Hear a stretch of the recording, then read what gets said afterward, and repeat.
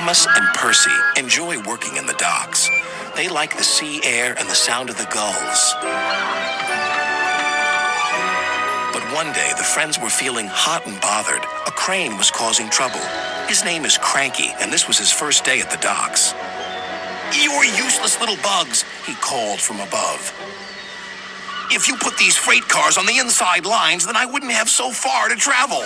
"Rubbish," said Thomas. "No crane has ever complained before." "Well, I'm complaining now." And Cranky banged his load down on the quayside. Later, the two engines met Gordon and James and told them about Cranky. "Cranes are airy-fairy things. They need a lot of attention, like me, in fact," said Gordon. "You should see the situation from Cranky's point of view," said James. "He's high up in the air, coping with wind, rain, and baking sun. Then he looks down and sees you two little engines being annoying. No wonder he calls you bugs." When Cranky heard that the big engines agreed with him, he grew bossier still. Come on, push those freight cars closer to me." But Percy was too upset to concentrate and pushed the freight cars too far.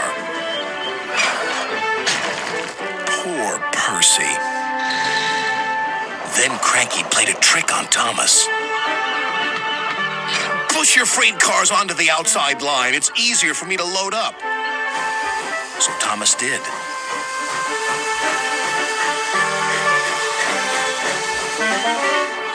But Cranky left the loads beside the freight cars, not in them. "You must have known my arm can't reach you there," complained Cranky.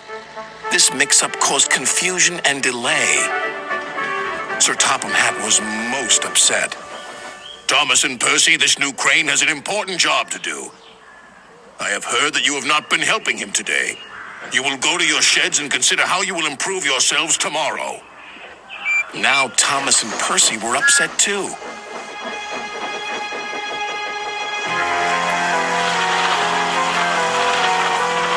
That evening, a big storm raged across the island.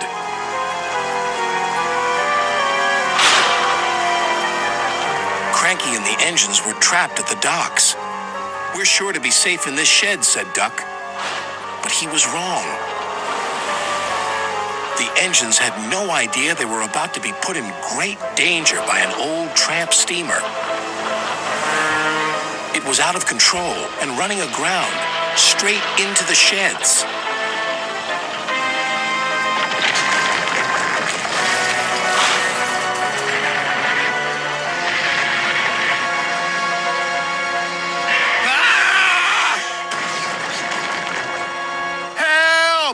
Called the engines from inside the shed. "I can't!" called Cranky. When the storm was over, Sir Topham Hatt rushed to the scene of destruction. "Thomas and Percy will help you," he called to Cranky. "And then you can help the engines." "Oh, please hurry," cried Cranky, "and tell them I'm sorry I was rude to them." "So it was you," murmured Sir Topham Hatt. "I owe those engines an apology." Thomas and Percy soon came to the rescue. And it wasn't too long before Cranky was upright again and clearing the wreckage. At last, all the engines were free. "Oh, thank you," said Gordon. "What would I have done without you?" "Well, I had to be rescued before I could help you. But I never thought it would be by a couple of Cranky was about to say bugs, but he quickly corrected himself.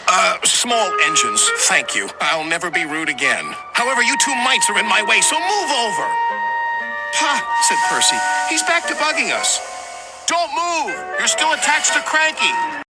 But it was too late.